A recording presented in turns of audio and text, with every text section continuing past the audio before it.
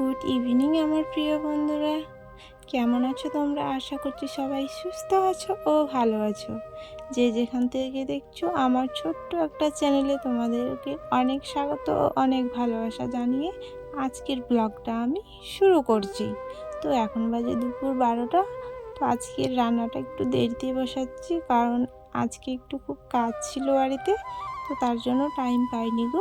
তো তার জন্য এখনই আর কি ভাতটা চাপাচ্ছি আমি।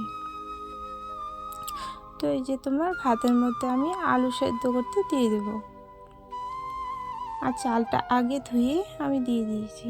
তো চলো বন্ধুরা, তোমরা সঙ্গে থাকো আর ভিডিওটা দেখতে থাকো।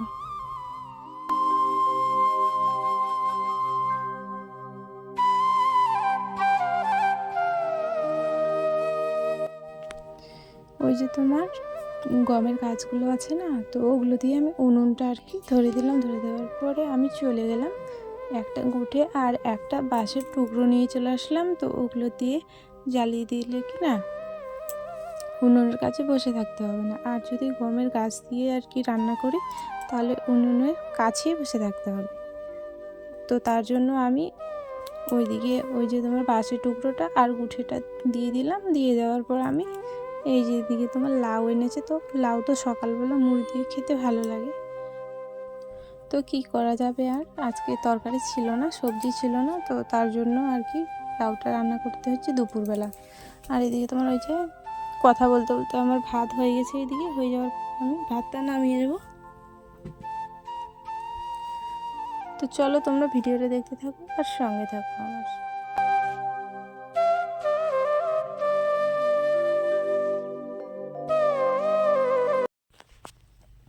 ভাতের ফ্যানটা আর কি গালিয়ে নেওয়ার পরে আমি উনুনে কড়াইটা বসিয়ে দিলাম।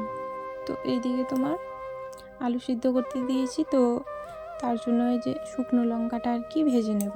তো তার জন্য আমি শুকনো লঙ্কা কড়াই দিয়ে দিয়েছি, তেলও দিয়ে দিচ্ছি। ভাজা হয়ে গেছে, তো আমি উঠিয়ে নিলাম।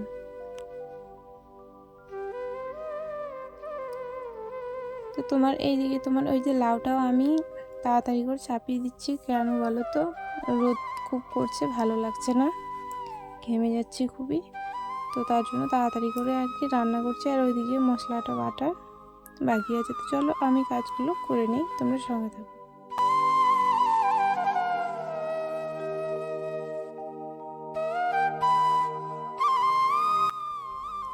এইদিকে আমার মশলা বাটাও কমপ্লিট হয়ে গেছে। হয়ে যাওয়ার পরে আমি ওই যে ঢাকনাটা তুলে মশলাটা দিয়ে নেড়েচেড়ে আর কি নামিয়ে নেব। আর এদিকে তোমার মেয়ে স্নান করে এসছে, তো মাথাটা না ভালো করে মানে মুছিনি, তো তার জন্য আমি গামছাটা দিয়ে আর কি মেয়েকে করে দিলাম, মুছিয়ে দিলাম আর কি। আর এদিকে তোমার ভাতের যে ফ্যানগুলো আছে না, তো ওগুলো একটু ছাগলের বাচ্চাগুলোকে খেতে দিলাম। 3টা বাচ্চা হয়েছে, তো ওর মার মানে দুধ হচ্ছে না সেরকম, তো তার জন্য ওদেরকে একটু খাওয়ার অভ্যেস করছি।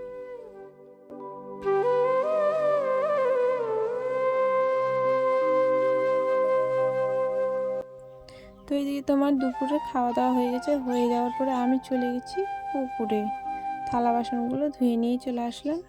খাওয়া দাওয়া আমাদের সব কমপ্লিট হয়ে গেছে। আর হয়ে যাওয়ার পরে বিকেলটা আর তোমাদের সাথে শেয়ার করা হলো না। তো এখন বাজে সন্ধ্যা 7টা। তো আমার মেয়ে ম্যাগি খাবে, ম্যাগি নিয়ে এসছে স্ট্যান্ড থেকে। তো তার জন্য এদিকে আমি ম্যাগি সেদ্ধ করার জন্য উনুনটা ধরিয়ে দিলাম। তো চলো বন্ধুরা, তোমরা সঙ্গে থাকো আর ভিডিওটা দেখতে থাকো।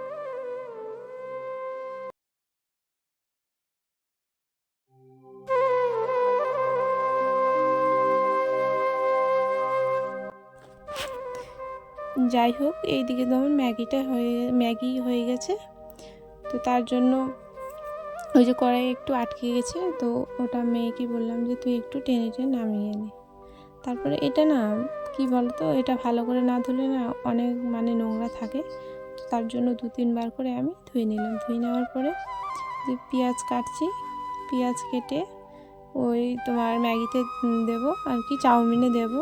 আর এইদিকে তোমার জানো তো কী কাটছি বলো তো, এটা হচ্ছে তোমার আলু পেঁয়াজ আর তোমার ডিম দিয়ে আর কি ভুজিয়া করব আমাদের বাড়িতে খাওয়ার জন্য, আর মেয়ের জন্য ওই যে তোমার চাউমিনটা করে নিলাম। আর ভেন্ডিগুলো দেখছো না, ওগুলো আজকে করবো না, কালকে করবো। তো চলো বন্ধুরা, তোমরা দেখতে থাকো আর সঙ্গে থাকো।